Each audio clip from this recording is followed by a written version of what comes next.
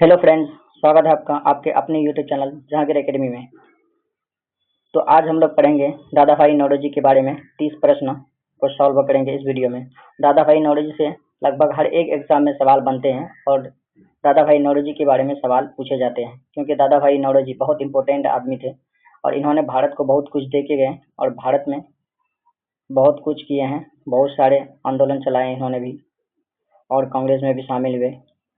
इन सारी चीज़ों को आज दादा भाई नौरोजी के बारे में इस वीडियो में सीखेंगे हम लोग।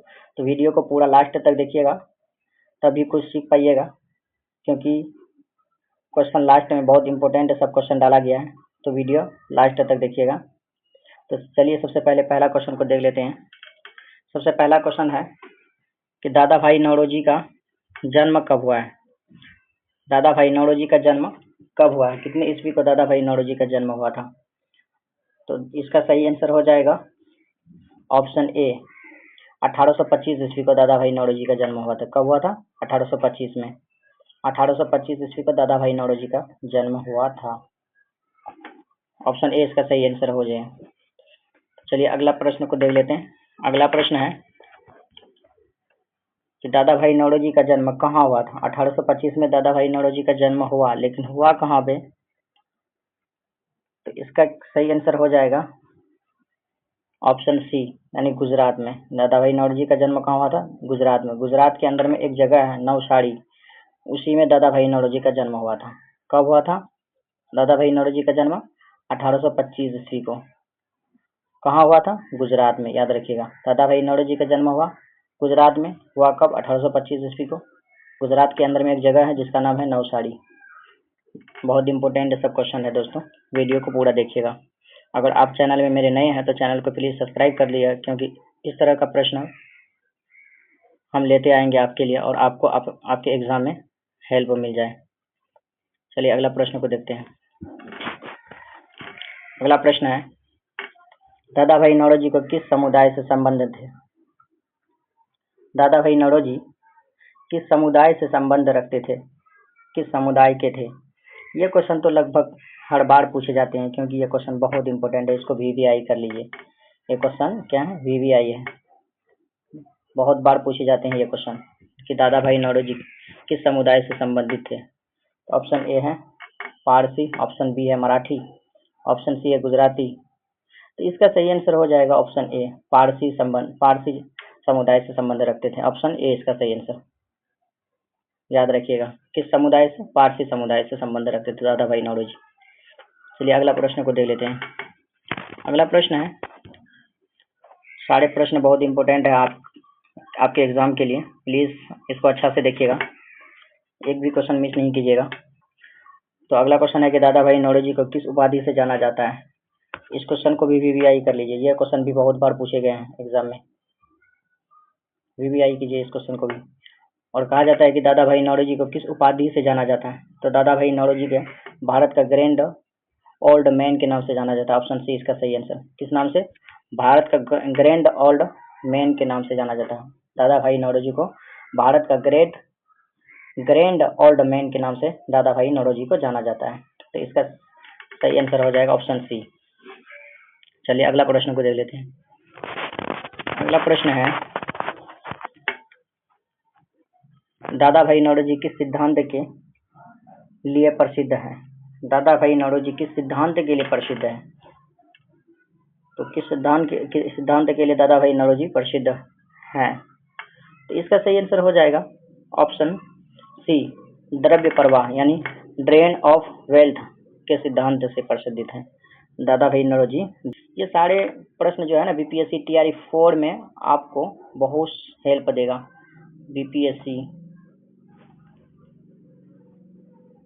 बीपीएससी टीआरई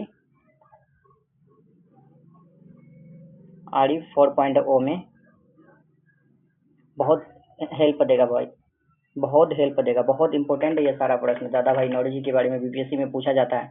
बीपीएससी टीआरई 4 में भी देखिएगा, इसी से जरूर एक दो क्वेश्चन फंसेगा इस दादा भाई नौरोजी से। इसीलिए सारा क्वेश्चन को अच्छा से देखिएगा। और सारे क्वेश्चन एनसीईआरटी बेस्ड है। एनसीईआरटी की किताब से मैंने ढूंढ के सारा क्वेश्चन बनाया हूँ दादा भाई नौरोजी के बारे में। तो ये क्वेश्चन है कि दादा भाई नौरोजी द्वारा लिखी पुस्तक कौन सी है। दादा भाई नौरोजी द्वारा लिखी पुस्तक का नाम क्या है? ये क्वेश्चन एनसीईआरटी की बुक में लिखा हुआ है, आप देखिएगा, पढ़िएगा एनसीईआरटी का बुक, उस बुक में लिखा हुआ है कि दादा भाई नौरोजी का पुस्तक का नाम क्या है। ऑप्शन ए है इंडियन नेशनलिज्म, ये तो हो ही नहीं सकता है। ऑप्शन बी है poverty and on British rule India, और ऑप्शन सी है हिंद स्वराज तो महात्मा गांधी का। यंग इंडिया, ये तो इसका हो नहीं सकता है। तो इसका क्या हो सकता है सही आंसर? जरा आप लोग सोचिएगा इसका सही आंसर क्या हो सकता है, उसके बाद हम बताते हैं आप लोगों को इसका सही आंसर क्या है। एनसीईआरटी के किताब में दिया हुआ है, दादा भाई नौरोजी का बुक के बारे में लिखा हुआ है, एनसीईआरटी का बुक में लिखा हुआ है। बहुत इंपॉर्टेंट क्वेश्चन है ये। इस क्वेश्चन के बारे में लगभग बार पूछे गए इस क्वेश्चन को।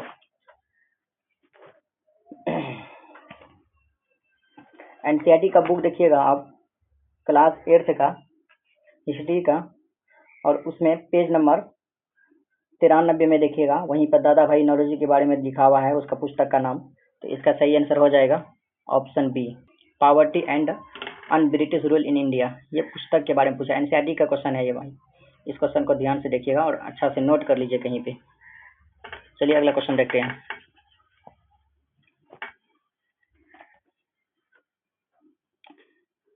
अगला क्वेश्चन है कि दादा भाई नौरोजी भारतीय राष्ट्रीय कांग्रेस के अध्यक्ष कितने बार बने? तो दादा भाई नौरोजी भारतीय राष्ट्रीय कांग्रेस के अध्यक्ष बने थे कितने बार? 1 बार, 2 बार, 3 बार या 4 बार? तो इसका सही आंसर हो जाएगा ऑप्शन सी, 3 बार। दादा भाई नौरोजी भारतीय राष्ट्रीय कांग्रेस में कुल 3 बार शामिल हुए थे। भारतीय राष्ट्रीय कांग्रेस का अध्यक्ष बना था कुल 3 बार। पहली बार कब बना था? 1886 में, याद रखिएगा। दादा भाई नौरोजी ने 1886 में पहली बार बना में, याद रखिएगा। कलकत्ता, साफ अलग से पेज में मैं लिख देता हूँ इसको,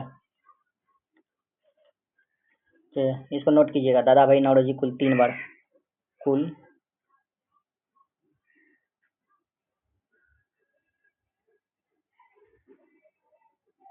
3 बार।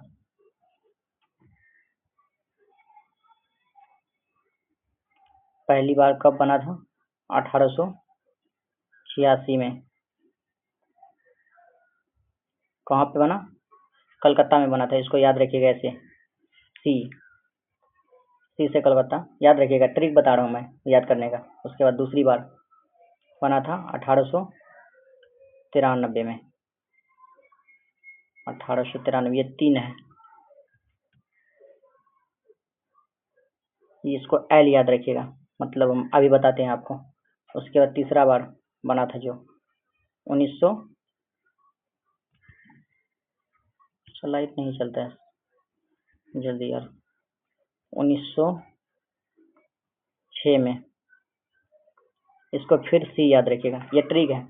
अब बताते हैं। सी से कलकत्ता, एल से लाहौर, फिर सी से कलकत्ता। CLC याद रखिएगा। दादा भाई नौरोजी 3 बार अध्यक्ष बने भारतीय राष्ट्रीय कांग्रेस के। कहाँ से? पहले कलकत्ता से, लाहौर से, उसके बाद फिर कलकत्ता से। CLC इसको याद रखिएगा, कलकत्ता, लाहौर और कलकत्ता। कब? 1886 और 1893, 1906 में। ये क्वेश्चन बहुत बार पूछे गए हैं दादा भाई नौरोजी के बारे में। तो चलिए अब नेक्स्ट क्वेश्चन देखते हैं।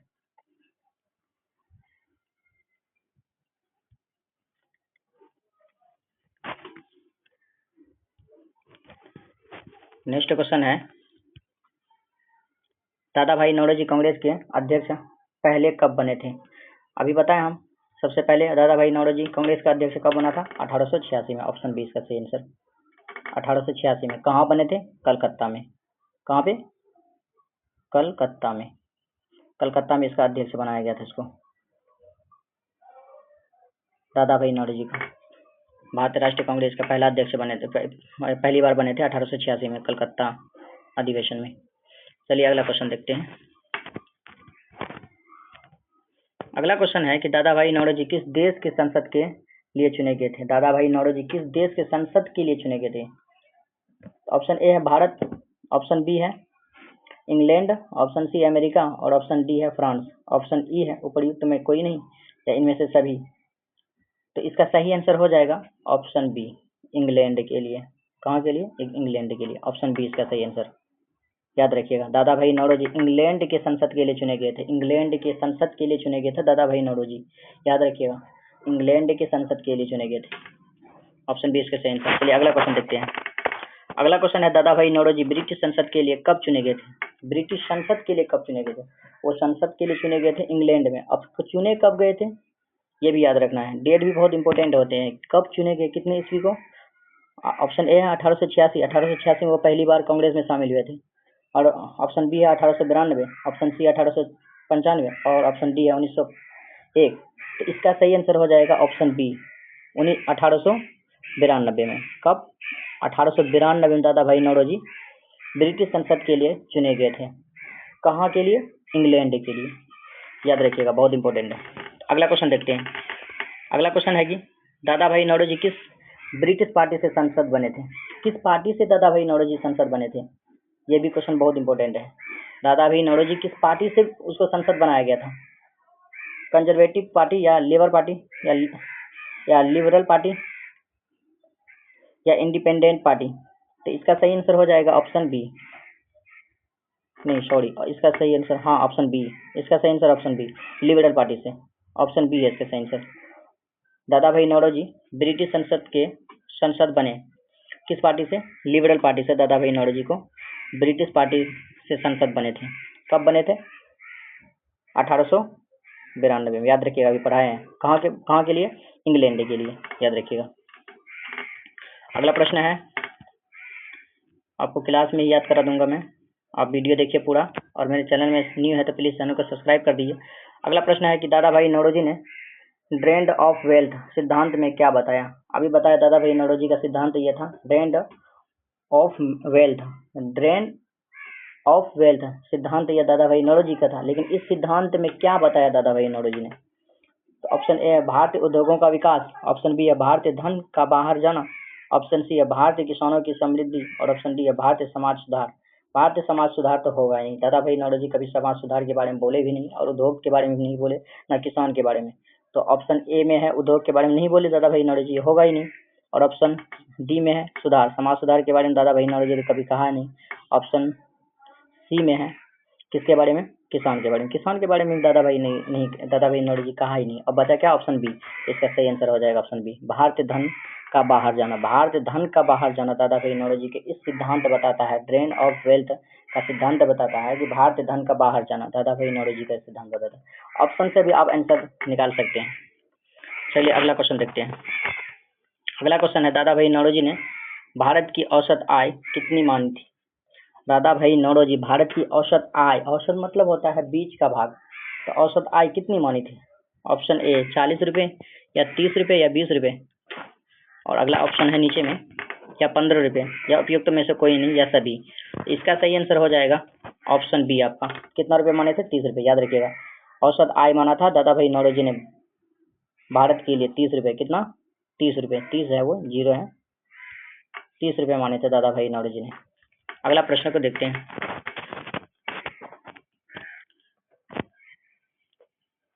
अगला प्रश्न है कि दादा भाई नौरोजी के अनुसार भारत से प्रतिवर्ष लगभग कितना धन बाहर जाता था?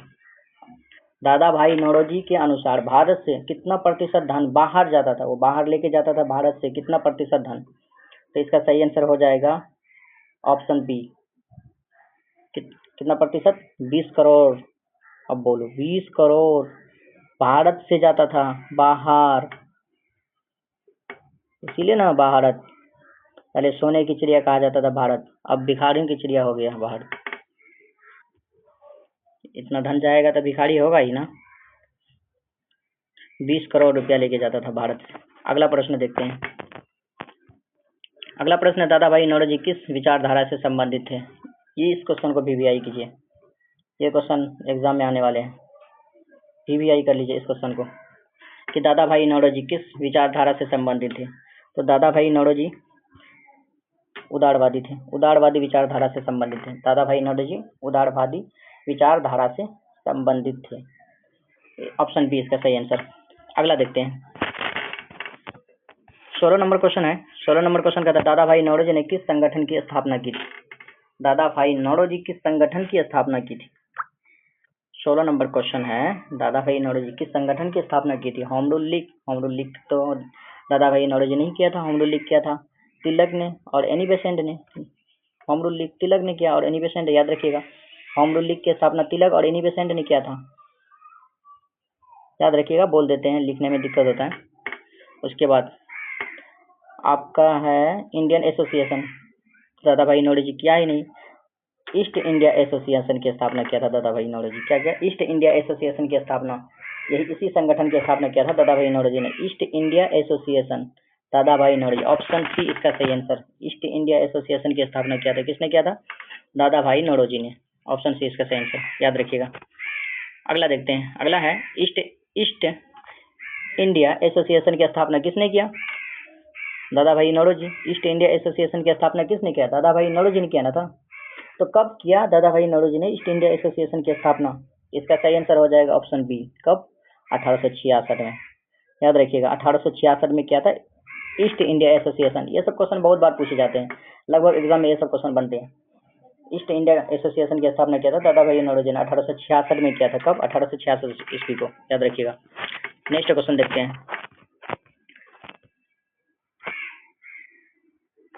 अगला क्वेश्चन है, छोटा करना पड़ेगा थोड़ा, दिखाई नहीं देगा आप लोगों को। अगला क्वेश्चन है कि दादा भाई नौरोजी की पुस्तक poverty and un British rule in India का प्रमुख विषय क्या है? तो दादा भाई नौरोजी के पुस्तक का नाम है poverty and un British rule in India का प्रमुख विषय क्या था? इसका विषय है क्या? दादा भाई नौरोजी जब इस पुस्तक को लिखा था, इसका विषय भी कुछ होगा ना। तो क्या इसका विषय शिक्षा के बारे में लिखा होगा या समाज सुधार? अभी बताएं, समाज सुधार के बारे में दादा भाई कुछ कहे भी नहीं है, और ना ही शिक्षा के बारे में, ना ही उद्योग धंधा के बारे में। तो इसका सही आंसर क्या हो जाएगा? Option C. क्या था? भारत से धन का बाहर जाना। दादा भाई नौरोजी की पुस्तक में बताया गया भारत से धन का बाहर जाता था। कितना? 20 करोड़ धन लेके जाता था बाहर, भारत से। ऑप्शन सी इसका सही आंसर, भारत से धन का बाहर जाना, इसी पुस्तक में लिखा है दादा भाई नौरोजी का। चलिए अगला प्रश्न को देखते हैं। अगला प्रश्न है, दादा भाई नौरोजी को किस विचारधारा का पिता कहा जाता है? इससे पहले भी हम लोग पढ़े अभी, दादा भाई नौरोजी किस विचारधारा से संबंधित थे। तो अभी इस क्वेश्चन में है कि किस विचारधारा का पिता कहा जाता है? जिस विचारधारा से जुड़े हुए थे उसी विचारधारा का पिता कहा जाएगा उसको। किस विचारधारा का? उदारवादी। ऑप्शन बी इसका सही आंसर, उदारवादी विचारधारा का पिता कहा जाएगा उसको, याद रखिएगा। अगला क्वेश्चन देखते हैं। अगला क्वेश्चन, दादा भाई नौरोजी को राजनीतिक गुरु किसने माना? और दादा भाई नौरोजी का राजनीतिक गुरु किसने माना था? बाल गंगाधर तिलक, ऑप्शन बी गोपाल कृष्ण गोखले। गोपाल कृष्ण गोखले ने, ये तो महात्मा गांधी का राजनीतिक गुरु था। महात्मा गांधी का राजनीतिक गुरु गोपाल कृष्ण गोखले था। सुरेंद्र नाथ बनर्जी। तो इसका सही आंसर हो जाएगा आपका, इसका भी सही आंसर हो जाएगा गोपाल कृष्ण। देखिए ये क्वेश्चन में थोड़ा लोचा है, बताते हैं अच्छा से। दादा भाई नौरोजी को राजनीतिक गुरु किसने माना? मतलब दादा भाई नौरोजी को राजनीतिक गुरु माना था गोपाल कृष्ण गोखले ने, और महात्मा गांधी का राजनीतिक गुरु था गोपाल कृष्ण गोखले। ये था इसका राजनीतिक गुरु, और इन्होंने इसको माना राजनीतिक गुरु। मतलब गोपाल कृष्ण गोखले का राजनीतिक गुरु दादा भाई नौरोजी, महात्मा गांधी का राजनीतिक गुरु गोपाल कृष्ण गोखले। ये उल्टा है। दादा भाई नौरोजी को राजनीतिक, मतलब दादा भाई नौरोजी किसका राजनीतिक गुरु था? गोपाल कृष्ण गोखले था। और गोपाल कृष्ण गोखले किसका राजनीतिक गुरु था? महात्मा गांधी का। याद रखिएगा अच्छा से दोनों क्वेश्चन। दादा भाई नौरोजी को माना था राजनीतिक गुरु गोपाल कृष्ण गोखले ने, और महात्मा गांधी ने माना था गोपाल कृष्ण गोखले ने, उसने। ऑप्शन, इसका ऑप्शन बी हो जाएगा राइट आंसर, ऑप्शन बी, याद रखिएगा। अगला प्रश्न देखते हैं। दादा भाई नौरोजी का निधन कब हुआ? अब मरा कब? बेचारा मर भी गया ना, जिंदा था, बहुत कुछ किया, 20 करोड़ रुपया भारत से लेके जाता भी था, तो लास्ट में मरा भी। कब मरा दादा भाई नौरोजी? तो इसका सही आंसर हो जाएगा ऑप्शन बी, 1917 में दादा भाई नौरोजी चला गया, मर गया, दुनिया से ही चला गया दादा भाई नौरोजी 1917 में। कब? 1917 में। ऑप्शन बी इसका सही आंसर, याद रखिएगा। अगला प्रश्न देखते हैं। अगला प्रश्न है आपका, दादा भाई नौरोजी किस कांग्रेस अधिवेशन के अध्यक्ष थे जहां स्वराज की मांग उठाई गई? बहुत इंपॉर्टेंट है, इसको वीवीआई कीजिए भाई, वीवीआई कीजिए, वीवीआई प्रश्न है, याद रखिएगा। इस प्रश्न के बारे में हम जितना भी कह सके कम है।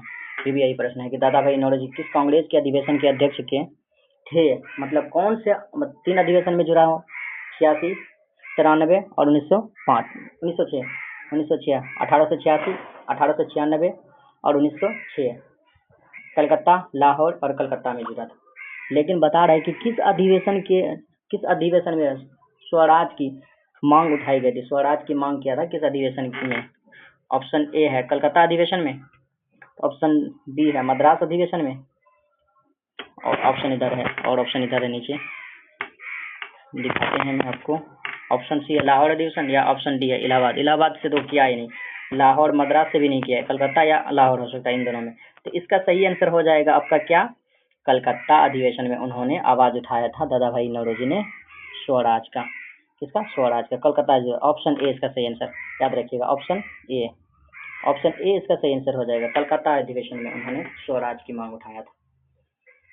अगला क्वेश्चन देखते हैं।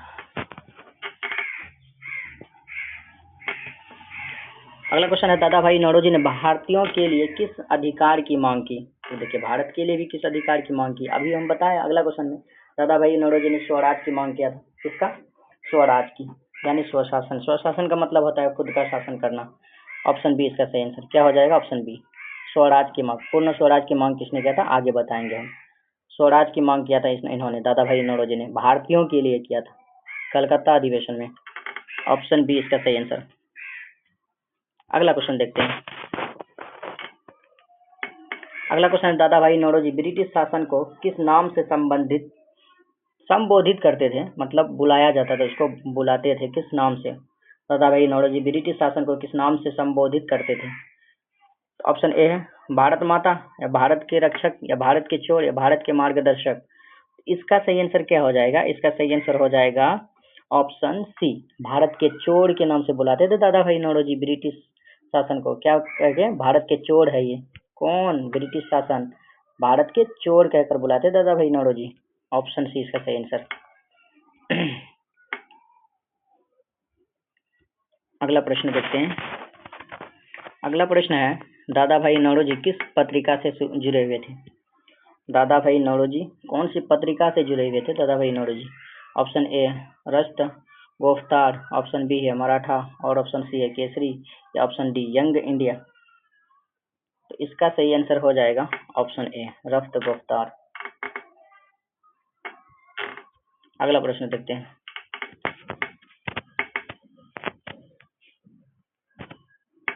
दादा भाई नौरोजी शिक्षा के किस पहलू पर विशेष बल देते थे? तो दादा भाई नौरोजी शिक्षा के किस पहलू पर विशेष बल दिया था? शिक्षा के किस पहलू पर विशेष बल दिया था दादा भाई नौरोजी? तो इसका सही आंसर हो जाएगा ऑप्शन ए, शिक्षा पर ही बल दिया था। शिक्षा पर, इसको पकड़ लीजिए, शिक्षा से शिक्षा। दादा भाई नौरोजी ने शिक्षा के पहलू पर विशेष बल दिया था, याद रहेगा टिक के साथ, शिक्षा से शिक्षा। ऑप्शन से भी बना सकते हैं। अगला प्रश्न देखते हैं। अगला प्रश्न है दादा भाई नौरोजी किस घटना से गहराई से प्रभावित हुए? ऐसी कौन सी घटना हुआ जिससे दादा भाई नौरोजी प्रभावित हो गया था? दादा भाई नौरोजी नहीं, बहुत सारे लोग प्रभावित हुए थे 1857 की क्रांति की वजह से। तो इसका सही आंसर हो जाएगा 1857 की क्रांति। ऑप्शन ए इसका सही आंसर। दादा भाई नौरोजी इसी घटना से प्रभावित हुए थे। ऑप्शन ए इसका सही आंसर। अगला प्रश्न देखते हैं। अगला प्रश्न है कि दादा भाई नौरोजी को प्रमुख कथन क्या था? दादा भाई नौरोजी का प्रमुख कथन क्या था? दादा भाई नौरोजी का प्रमुख कथन क्या हो सकता है? भारत में अंग्रेजों का शासन वरदान है। भारत में अंग्रेजों का शासन वरदान है, ऐसा तो कुछ कहा नहीं था। भारत में गरीबी प्राकृतिक है, ऐसा भी कुछ नहीं कहा था। भारत में निर्धनता ब्रिटिश शासन का परिणाम। जी बिल्कुल, ये सही कहा है। ऑप्शन सी इसका सही आंसर, कि भारत में निर्धनता ब्रिटिश शासन का परिणाम है। ऑप्शन सी इसका सही आंसर। दादा भाई नौरोजी इसी बात को कहा था। अगला प्रश्न देखते हैं। अगला प्रश्न, दादा भाई नौरोजी के गरीबी ब्रिटिश नेता कौन थे? दादा भाई नौरोजी के गरीबी ब्रिटिश नेता कौन थे? उसकी गरीबी ब्रिटिश नेता हुआ कौन करते थे? इसका सही आंसर क्या हो जाएगा? ऑप्शन ए, ऑप्शन बी या ऑप्शन सी? इसका सही आंसर हो जाएगा ऑप्शन सी, विलियम गैल्वेस्टोन। कौन? विलियम गैल्वेस्टोन दादा भाई नौरोजी के गरीबी ब्रिटिश नेता हुआ करते थे। ऑप्शन सी इसका सही आंसर। अगला प्रश्न देते हैं और लास्ट प्रश्न है ये, इसके बाद और प्रश्न नहीं है, ये लास्ट प्रश्न है आपका। अगला प्रश्न है कि दादा भाई नौरोजी का अंतिम समय कहाँ बीता? अंतिम प्रश्न, अंतिम समय कहाँ बिताए दादा भाई नौरोजी? अंतिम प्रश्न भी है और अंतिम समय कहाँ बिताए दादा भाई नौरोजी? तो दादा भाई नौरोजी ने अंतिम समय अपना बिताए थे बॉम्बे में। कहाँ पे? बॉम्बे में बिताए थे। ऑप्शन ए इसका सही आंसर। दादा भाई नौरोजी अपनी अंतिम समय बिताया था बॉम्बे में। ऑप्शन ए इसका सही आंसर हो जाएगा। तो दोस्तों आपको वीडियो कैसा लगा? अगर वीडियो अच्छा लगा है तो प्लीज़ इस वीडियो को अपने दोस्तों के साथ शेयर कर दीजिए, ताकि वो भी इन सारी जानकारी को दादा भाई नौरोजी के बारे में पढ़ पाए और वो भी अपने एग्ज़ाम को बेहतर तरीके से रिवीजन कर पाए एग्ज़ाम के लिए। और अगर आप मेरे चैनल में नए हैं तो प्लीज़ चैनल को सब्सक्राइब कर दीजिएगा। और अगर आप चाहते हैं कि नए टॉपिक के बारे में, कौन से टॉपिक के बारे में अगर वीडियो चाहते हैं, ऑब्जेक्टिव क्वेश्चन चाहते हैं, तो आप मुझे कमेंट सेक्शन में बता सकते हैं। मैं आपको उस टॉपिक के बारे में बिल्कुल एनसीईआरटी बेस्ड क्वेश्चन लेके आऊँगा और आपको रिवीजन करवा दूँगा। तो चलिए अब मैं मिलता हूँ अपने अगले वीडियो में, तब तक के लिए थैंक्स।